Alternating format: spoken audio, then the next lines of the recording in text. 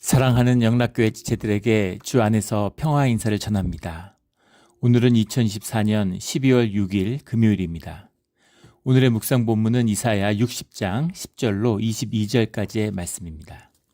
오늘 본문 말씀 이사야 60장 10절부터의 말씀은 이렇게 시작합니다. 내가 노하여 너를 쳤으나 이제는 나의 은혜로 너를 불쌍히 여겼은즉 이방인들이 내 성벽을 쌓을 것이요 그들의 왕들이 너를 섬길 것이며. 60장 후반부에 해당되는 말씀입니다.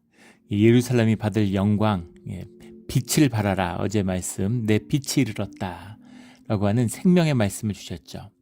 회복된 빛이라고 하는 생명이 우리 가운데 회복되면 그럼 우리 가운데 예배가 회복되고 예배가 회복되면 코이노니아가 일어난다. 코이노니아가 일어난 장소에서는 분명히 역사를 바꾸어가는 역사를 바꾸는 그런 주님의 섭리가 나타난다라는 것을 나누었습니다. 이 주님과 함께하는 비밀이죠.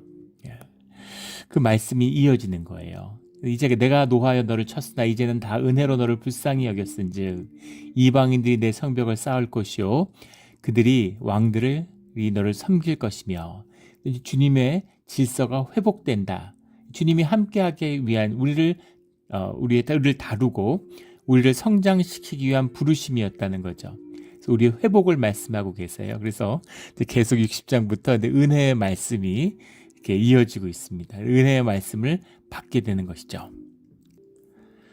11절에 보면 내 성문이 항상 열려 주하려 다투지 아니하리니 이는 사람들이 내게로 이방 나라들의 재물을 가져오며 그들의 왕들은 포로로 이끌어옴이라.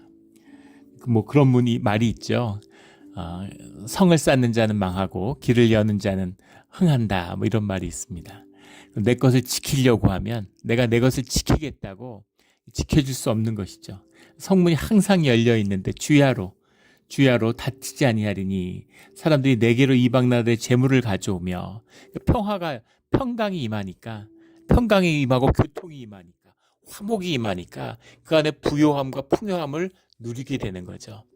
이게 비밀이잖아요. 이게 부요함의 비밀입니다. 교통에 있는 것이죠. 지금도 마찬가지죠. 교통의 요지, 사람들이 다니는 틀, 이곳이 번영하는 곳이에요. 늘 교통의 요지가 번영합니다. 싱가포르 같은 나라 뭐가 아무것도 없잖아요. 그런데 교통의 요지 말라카 해협에 있으니까 번영하는 거죠. 저희 아버지 어머니는 두 분 다 상주 출신이세요. 경상북도 상주가 지금은 완전히 소멸 위기, 인구 소멸 위기 도시입니다. 인구가 예전엔 수십만이 됐는데 이제 10만도 무너져가지고 인구 소멸 도시예요. 그래서 굉장히 부모님들도 안타까워하셨습니다. 근데 상주가 대단한 도시예요. 역사적으로 보면 신라 시대 때는 양대 도시였습니다. 경상도라는 말이 경주와 상주에서 한 자씩 따서 경상도가 된 거죠. 상주의 다른 이름이 낙주, 낙양 이렇게 불렀어요. 그래서 낙주의 동쪽에 있는 강이다. 그래서 낙동강이 된 거죠. 낙동강이 수로를 타고서 올라오면 상주에서 물품을 하역하는 겁니다. 수로 교통의 중심지가 상주예요. 그래서 전라우도, 전라좌도 할 때 전라좌도에 경상도죠. 경상도에 다스리는 목사가 상주 목에 있었습니다. 사람들이 다니는 그런 길이기 때문인 거죠. 그런데 안타깝게도 경북 철도가 놓여지면서 상주를 비껴가게 되죠. 그래서 밑으로 더 아래쪽에 있는 상주를 비껴가면서 이제 쇠락의 길로 접어드는 겁니다. 이제 그런 경우들이 많죠. 도시들이 전라도에도 나주가 원래 나주목이잖아요. 근데 그 지위를 이제 광주한테 완전히 뺏겼죠. 상주는 자기 지위를 대구한테 완전히 뺏겼어요. 구미 대구로 다 넘어가 버린 거죠. 교통하는 것, 사람이 다니는 것, 그러기 위해서는 화평과 평강이 있어야 되는 거죠. 화목이 있어야 되는 겁니다. 늘 화목하고 나누는 가운데 부요함과 풍요함이 열리는 게 삶과 생명의 비밀입니다. 나눌수록 풍성해지는 주님의 또 은혜의 비밀이기도 하고 생명의 비밀이기도 한 거죠. 이걸 말로 설명을 어떻게 하겠어요. 이거는 역사의 섭리 같은 거죠. 숨어있는 주님의 섭리입니다. 그래서 이것에 부합하는 자들은, 이것을 만나는 자들은 부요함을 누리게 되어 있는 것이죠. 풍성함을 누리는 우리 시대가 되기를 주의 이름으로 축원합니다. 하나님이 함께 하시는 시온의 영광이죠. 12절에 너를 섬기지 아니하는 백성과 나라는 파멸하리니 그 백성들은 반드시 진멸되리라. 오늘 본문의 말씀이 사실은 이 말씀 12절의 포고문도 에스라의 본문과 겹치는 것이죠. 에스라 시대 때 아닥사스다 왕의 포고문과 관련된 것이다. 뭐 이렇게 해석하기도 합니다. 주석을 하기도 해요. 근데 우리가 봐야 될 것은 기가 막힌 주님의 섭리입니다. 가나안을 완전히 지배하고 가나안을 완전히 통치하는 가나안에 대한 완전한 지배력을 유다 민족이 이스라엘이 갖게 된 처음이 이때입니다. 에스라의 때예요. 너무 신기하고 이상하죠. 아니 그때는 여호수아 때는 꿈도 못 꾸죠. 적어도 다윗 때 이루어져야 되지 않아? 다윗 때 하지 못했습니다. 그러면 솔로몬의 영광이라 그러는데 솔로몬 때는 해야 되겠지. 솔로몬 때도 하지 못했어요. 그런데 이것이 에스라 때 이루어집니다. 에스라 때 이루어지고 에스라 때 이 이스라엘이 이 예루살렘이 완전히 팔레스타인 전체를 지배하는 그런 지배적 위치에 올라서게 되죠. 왜냐하면 여러 왕국들을 그 아수르, 바빌론, 페르시아를 거치면서 다 때려 부셨기 때문이에요. 그러나 아닥사스다 왕 때 마지막으로 애굽을 또 한 번 짓밟았습니다. 그래서 애굽의 영향력 늘 그렇잖아요. 위에서 내려오던가 밑에서 올라오던가. 근데 이 메소포타미아 문명도 페르시아가 짓밟았고 나일강의 문명도 페르시아가 짓밟았기 때문에 페르시아는 이제 그 이란 쪽에서 온 거죠. 물론 지금 메소포타미아와 나일강 일대와 팔레스타인이 세계 제국으로 있지만 23개, 22개의 왕국으로 이루어져 있는데 그 23개 왕국 중에 한 왕국으로 인정이 된 거죠. 유다 왕국이 이 번영을 누리고 이 지역을 지배하게 된 겁니다. 근데 문제는 뭘까요? 왜 이 이야기들을 유대인들은 하지 않을까요? 폼이 나지 않기 때문인 거죠. 뭔가 으스대고 우리가 페르시아 좀 짓밟고 우리 마음이잖아요. 좀 사람들에게 떠벌리고 으스대고 어깨가 으쓱하고 야 봤지? 이런 거야. 이렇게 하고 싶은데 그렇게 되지 않는 거예요. 그런데 주님이 말씀하시는 주님이 남들 짓밟고 으쓱대라고 무슨 폼 잡으라고 폼이 안 나는 거죠. 우리는 폼을 잡고 싶잖아요. 폼을 내고 싶은 거죠. 근데 폼이 나질 않아요. 하지만 주님의 뜻이 이루어진 거죠. 팔레시아 가운데 이방 종교가 소멸하고 유대인들이 하나님의 백성으로 살아갈 수 있는 그 길이 열린 겁니다. 유대인이 혈통을 얘기하는 게 아니라고 그랬죠. 주님의 백성을 의미하는 겁니다. 히브루 말 그대로 노예들이죠. 근데 바벨론의 노예로 한 번 더 끌려가서 애굽의 노예에서 풀려났는데 애굽에 한 번 더 끌려가서 애굽에서 또 풀려난 거예요. 그리고 그들의 삶의 자리에서 주님의 언약이 회복된 겁니다. 그 주님과 함께하는 비밀을 이제 알고 배웠죠. 그걸 놓치지 마라. 그걸 절대 놓치지 마라. 그런데 또 놓치고 말죠. 마카비 혁명이라는 게 일어나가지고 그 시리아의 지배를 그리스 계통의 왕조 알렉산더의 그 후손이죠. 안티오크 왕조를 몰아낸 다음에 마카비의 그 프라이드가 하늘을 찌르는 거죠. 그래서 그 위세가 또 한 200년 갑니다. 그 끝자락이 예수님이 오실 때였죠. 로마한테 부서졌는데 그래도 유다의 독립성을 지키고 있어요. 그러니까 제국되고 싶은 욕망, 그것을 못 꺾는 것이죠. 우리도 마찬가지잖아요. 기회가 없다고 생각되니까 기회가 있다고 생각해 보세요. 다 재벌되고 부자 되고 거부돼 갖고 떵떵거리고 살고 남들이 굶어 죽던 말던 떵떵거리고 살고 싶은 거잖아요.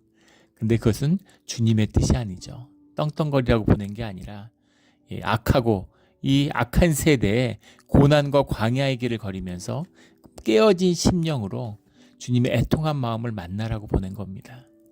그 마음이 회복되는 자리. 그래서 이제는 관심이 없죠. 예루살렘도 못 지키는데 성벽도 못 쌓는데 그 들에 있는 도적대들도 못 막는데 우리가 뭘 할 수 있어? 주님께 의지하지 않으면 살아갈 수가 없어요. 그런데 거기서 한 세대가 지나지 않아서 팔레스타인 전역을 다스리는 통치권이 회복되고 에스라가 말씀을 선포하고 말씀 가운데 하나 된 다음에 스룹바벨 때 한 20년이 지나죠. 스룹바벨 때 성벽을 짓게 되는 거죠. 근데 재밌는 것은 성벽을 짓게 됐을 때는 사실은 성벽이 필요가 없을 때예요. 예. 성벽이 필요가 없을 만큼 지배권이 확고해졌는데, 그런데 이제는 성벽을 아무렇지 않게 세우는 겁니다. 이것이 주님의 비밀이죠. 주님의 비밀이에요. 어떤 교인분이 그런 고백을 하세요. 처음에 와서 정말 고생 많이 했는데 영주권이 없어가지고 그렇게 이상하게 주눅이 들고 눈치 보이고 무슨 죄 짓는 것 같고 마음이 늘 안 좋았다는 거예요. 그래서 영주권 달라고 그렇게 기도를 했는데 절대 안 나오죠. 근데 살다가 이제 삶이 고달프기도 하고 하루하루 주님께 의지하고 살면서 그걸 잊어버렸다는 거예요. 영주권이 뭔지 뭐 완전히 잊고 살았는데 어느 날 크리스마스 날 아침에 우편함을 열었는데 영주권이 배달되어 왔더라는 겁니다. 그래서 마치 크리스마스 선물을 받은 것처럼, 근데 마음이 아주 묘하더라고. 감사하고 기쁘지만 또 생각했던 것처럼 막 그렇게 기뻐서 펄쩍펄쩍 뛸 그런 마음은 아니었다는 거예요. 담담한 거죠. 담담한 겁니다. 팔레스타인 정복하겠다고 국력을 키워가지고 뭐 에돔하고 뭐 블레셋하고 뭐 돌아가면서 뭐 모압하고 죽기 살기로 싸웠는데 절대 팔레스타인 차지 못해요. 그런데 이방이 와서 휩쓸고 태풍이 지나가고 쓰나미가 지나가고 지나가고 돌아와 보니까 이제 그 땅을 다 차지하게 된 거죠.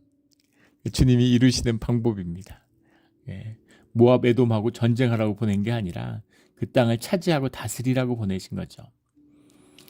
이런 은혜가, 이런 주님의 승리가 우리와 함께하기를 주의 이름으로 축원합니다. 이것이 천천히 흐르는 실로아의 물이에요. 세상을 바라보는 자들은 이것을 모릅니다. 실로아의 물을 마시며 살아가는 그 기쁨과 성취를 몰라요. 눈에 보이지 않아요. 그러니까 세상 걸 부러워하고 악인의 흥왕함을 부러워하고 세상에서 잘 되겠다고 몸부림치는 것이죠. 그런데 성취는 그렇게 이루어지는 것이 아닙니다. 주님이 함께하지 않는데 세상의 성취를 거둔다? 그건 뭐겠어요? 그건 대적의 권세에 의지하고 있다는 겁니다. 그게 저주고 멸망이고 패망이에요. 무슨 일이 있어도 그것만은 해서는 안 되는 겁니다. 예수님도 말씀하시는 거잖아요. 지옥에 대한 말씀은 예수님밖에 하신 게 없어요. 성경 전체에서. 어떤 일이 있어도 지옥을 가서는 안 된다. 그 말씀을 하시는 거죠. 우리 늘 천국의 백성으로 살아가는 우리 모두가 되기를, 주님의 축복을 놓치지 않는 우리 모두가 되기를 주의 이름으로 축원합니다. 13절에 내 거룩한 곳을 아름답게 할 것이며 내가 나의 발둘 곳을 영화롭게 할 것이라. 주님이 함께하고 임재하는 곳에 그런 귀한 주님의 은혜가, 아름다움이 피어날 수밖에 없는 것이죠. 예수님이 함께하는데 굶주리겠어요? 주님이 함께하시는데 고통스럽겠어요? 주님이 함께하시면 선하고 아름답고 공의로와 은혜와 긍휼이 피어나는 곳에, 평화와 화목과 교통이 일어나는 곳에 주님의 생명이 피어나는 열매들이 주렁주렁 열리게 되어 있는 거죠. 30배, 60배, 100배의 열매가 열리게 되어 있는 겁니다. 이게 비밀이에요. 이게 비밀입니다. 16절에 내가 이방 나라들의 젖을 빨며 무당의 젖을 빨고 나 여호와는 내 구원자, 내 구속자, 야곱의 전능자인 줄을 알리라. 내가 갖지 않은, 내가 뿌리지 않은 씨앗의 열매를 수확하는 주님의 은혜가 함께 한다는 것이죠. 주님이 주의 자녀들을 먹이시는 겁니다. 17절에 내가 금을 가지고 놋을 대신하며 은을 가지고 철을 대신하며 놋으로 나무를 대신하며 철로 돌을 대신하며 화평을 세워 관원으로 삼으며 공의를 세워 감독으로 삼으리니. 점점 좋아지는 거죠. 점점 나아지는 거, 모든 분야에서 삶이 개선되는 거예요. 우리는 삶이 갑자기 벼락 맞듯이 그렇게 바뀌어지기를 원하죠. 그런데 그렇게 바뀌어지는 삶은 내 삶, 내 것이 되지 못합니다.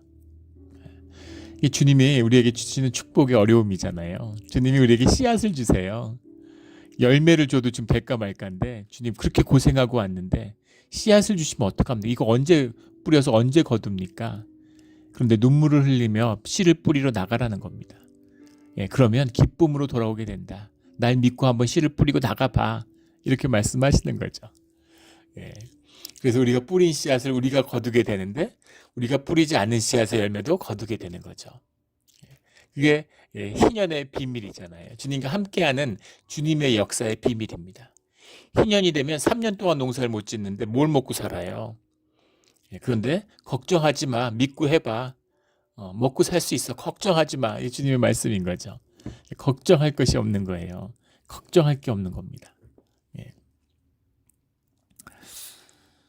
저희 아이들 엄마도 제가 저희 집사람을 만나서 이제 크리스찬이 됐죠. 정말 믿음의 사람입니다. 같이 살았기 때문에 믿음이 이런 거구나, 신앙이 이런 거구나 하는 그 위대함을 봤죠. 굉장히 존경스러워요. 진짜 믿음의 사람이고 진짜 하나님을 믿는 사람이구나, 하나님이 함께하는구나 하는 걸 봤습니다. 죽음의 순간에도 진짜 천사와 같은 모습을 봤어요. 그래서 하나님의 사람은 이런 거구나 하는 걸 봤죠. 근데 우리 유학하고 어렵고 이럴 때도 우리가 여유가 돈이 있는데 더 어려운 사람, 학비 못 내는 친구들 만나면 그런 걸 내주는 겁니다. 기가 막힌 거죠. 어떡하려고, 무슨 생각으로, 한 달, 두 달 뒤에는 어떻게 살라고 이러나, 이런 얘기를 하면은 너무 안타까운 거예요, 하는 거예요. 저를 너무너무 안타까운 눈으로 보면서 당신이 아버지가 만약에 재벌이면은 돈 걱정을 하겠냐고, 내가 돈 없다고. 아버지한테 달라고 그러면 되는데, 근데 우리 아버지가 하나님인데 뭘 걱정하느냐고 너무너무 안타까워해요. 좋은 일이고 선한 일을 할 수 있는 기회를 주님이 주셨는데 왜 주님의 일로 기뻐하지 못하느냐고 너무너무 안타까워하는 겁니다. 왜 일어나지 않은 일을 갖고 염려하고 근심하고 걱정하냐고. 그러면서 거의 막 눈물을 글썽글썽 너무너무 안타까고 불쌍하게 저를 봐요. 마음속으로 그러는 거죠. 한번 두고 보자. 정말 우리가 낼 돈이 없어가지고 길로 나앉게 되는, 아이들 데리고서 길로 나앉게 되는 그런 상황이 오면 뭐라고 얘기할지 한번 두고 보자. 그런데 그런 때는 오지 않는 겁니다. 주님의 은혜가 늘 함께해요. 주님의 축복이 늘 함께합니다. 다 먹고 살아요. 아둥바둥 막 죽는 산이냐고 맨날 걱정하고 근심해도 먹고 살지만 주님께 모든 걸 맡기고 평화와 화목과 화평으로 나누는 삶을 살아도 그럼 더 잘 삽니다. 이게 주님의 비밀이에요. 내가 아득바득해서 먹고 사는 게 아닙니다. 무슨 레바논에 있는 사람, 시리아에 사는 사람들, 우크라이나에 사는 사람들은 뭐 열심히 없고 욕심이 없어갖고 못 먹고 살고 집 다 잃어버리고 길에서 내다 살고 그러겠어요. 모든 것이 섭리와 은혜 가운데 이루어지는 일이에요. 미국에 살고 무슨 싱가포르, 홍콩 살면 다 잘 삽니까? 그것도 아니잖아요. 주님의 은혜가 함께해야 되는 것이죠. 주님의 은혜가 있는데 주님의 은혜가 천천히 흐르는 실로와의 물로 내가 눈물과 땀으로 뿌리는 씨앗의 역사로 시작된다는 겁니다. 그걸 내 눈물로 땀으로 가꿔야 거기서 뿌리를 내리고 나무가 자라야 그것을 다스리고 그걸 누릴 수가 있어요. 자자손손이 나눌 수가 있는 겁니다. 이것이 생명의 비밀이에요. 이것이 빛의 비밀입니다. 우리는 로또 같은 걸 맞아야지 축복받았다고 생각하죠. 근데 그러면 또다시 종로로 시작되는 거예요. 세상 종로로, 돈의 종로로 서라는 겁니다. 누리지 못해요. 주인을 못해요. 주인 노릇을 못하면 돈이 많은데 그것 때문에 형제들하고 가족들 원수지고 세상과 원수지고 이러고 살아가는 거잖아요. 그런 거죠. 외국에 그런 속담이 있죠. 유대인의 속담이라고 그러는데 부자에게는 자식이 없다 이런 말이 있답니다. 오직 상속자가 있을 뿐이지. 이렇게 한국이나 미국 이런데 재벌들 보면 그런 거 보이잖아요. 부모 자식이 막 재판하고 형제끼리 원수지고 막 이런. 돈을 다스릴 수 있는 돈이 영이죠. 이게 세상에 무슨 돈에 힘이 있어요? 종이에다 물감칠한 거 아니에요. 근데 사람들이 그걸 다 믿죠. 하나님은 안 믿으면서 돈을 믿어요. 돈을 의지하고 삽니다. 그 종이에다 자기들이 잉크 발라가지고 그것에다가 교환 가치를 부여하고 그 교환 가치의 담보물로 표상으로서 삼은 거죠. 전형적인 우상이죠. 그래서 그걸 지불하면 거기에 대한 대가를 받을 거라고 생각하는 거죠. 믿음이에요. 그 믿음이 있기 때문에 유지되는 겁니다. 실제 그렇게 될까요? 예전에는 국권 화폐에는 미국의 달러에 그 달러에 해당하는 가치를 돌려준다고 써 있었대요. 금본위제에서 시작됐으니까 사실은 금을 돌려준다는 얘기죠. 닉슨 행정부 때 군본위를 폐지했잖아요. 세계대전 나야 될 일인데 미국이 워낙 세니까 그냥 넘어갔습니다. 전쟁 벙커에 들어가서 그거를 발표했어요. 아주 심각한 상황이죠. 독일이나 프랑스나 영국 이런 나라 전부 다 미국에다 금 맡겨놓고 있는데 금 다 내놓으라 그러면 어떡하겠어요. 그래서 심각하게 그걸 발표했는데 넘어갔습니다. 은혜죠.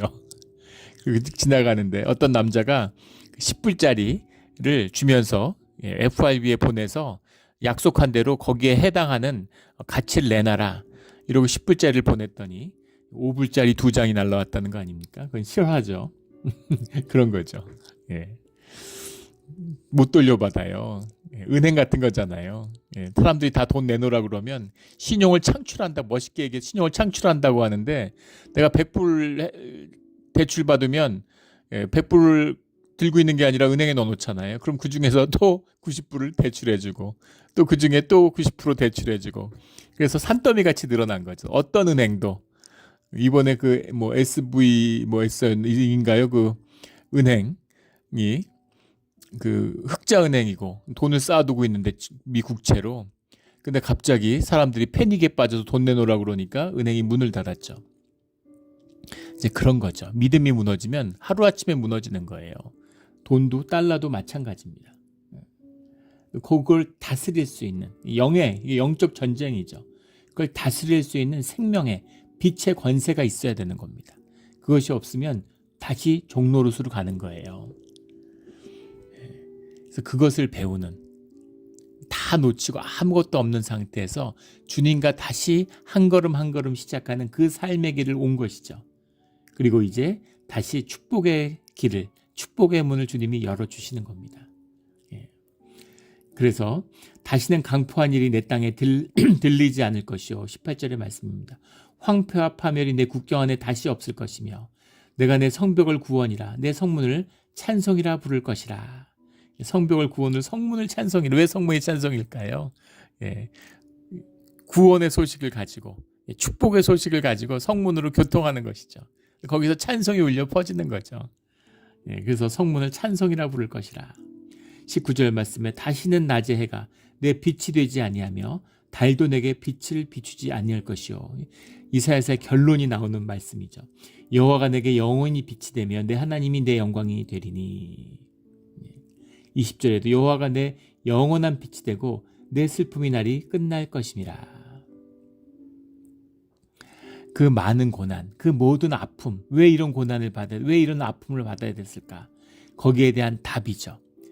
빛을 발하라 라고 하는 말씀에서 시작될 때 주님이 은혜를 베풀어 주신다.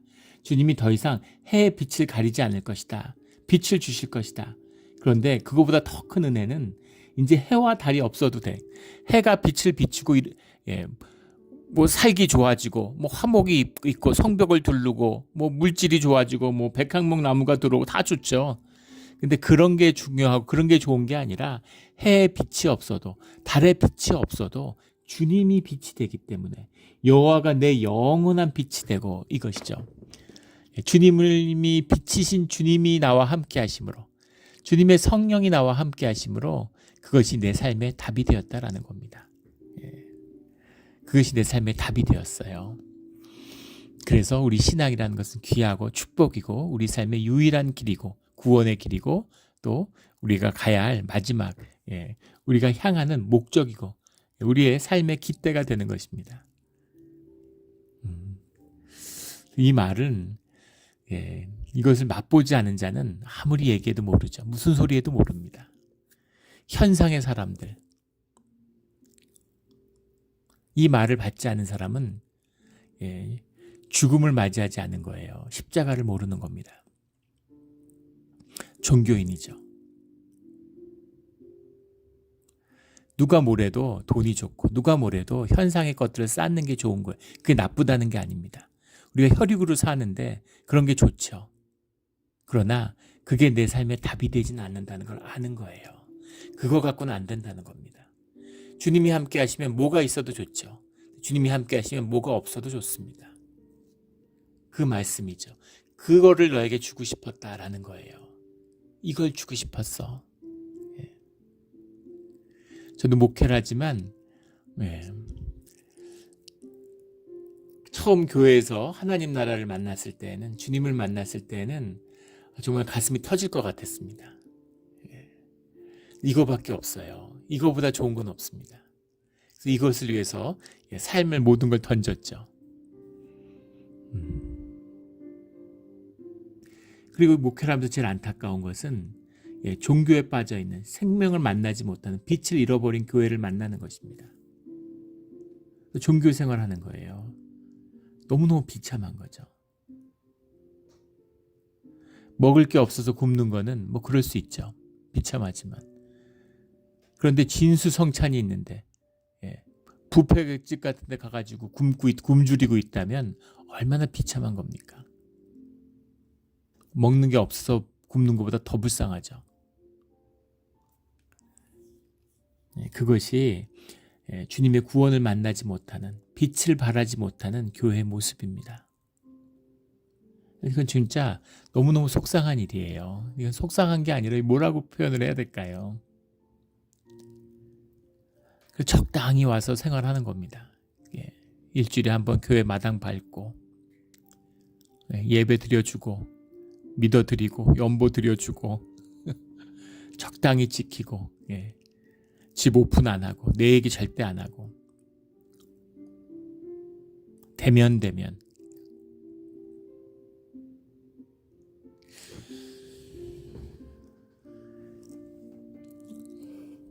주님의 은혜가 임하면 그 삶이 다 무너져 내려요. 두려움으로 살고 있는 것이죠. 근데 무너지든 안 무너지든 아무 상관없는 겁니다. 주님이 함께 하시는 그 은혜의 비밀을 만나야 되는 거죠. 이 일이 한 번은 이루어져야 됩니다. 근데 내 자식이 이 일을 경험해야 된다면 내가 경험한 게 낫겠죠. 이것이 고난의 비밀이에요. 사랑의 비밀이고 연합의 비밀입니다. 생명의 비밀이죠. 이 깊은, 우리가 아픔 가운데, 고난 가운데 만나는 이 깊은 말씀의 답. 다시는 낮에 해가 내 빛이 되지 아니하며 달도 내게 빛을 비치지 않을 것이요 오직 여호와가 내게 영원한 빛이 되며 내 하나님이 내 영광이 되리라. 이 말씀을 받는 그런 우리 예배자들이 되기를 예수 그리스도 이름으로 축원합니다. 아멘. 기도드리겠습니다. 하나님 아버지 감사합니다. 귀한 말씀 주시니 감사합니다. 주님의 말씀을 몸으로 깨달아 삶으로 사는 우리의 신앙의 길이 되게 하여 주시옵소서. 감사하며 예수 그리스도 이름으로 기도드렸습니다. 아멘.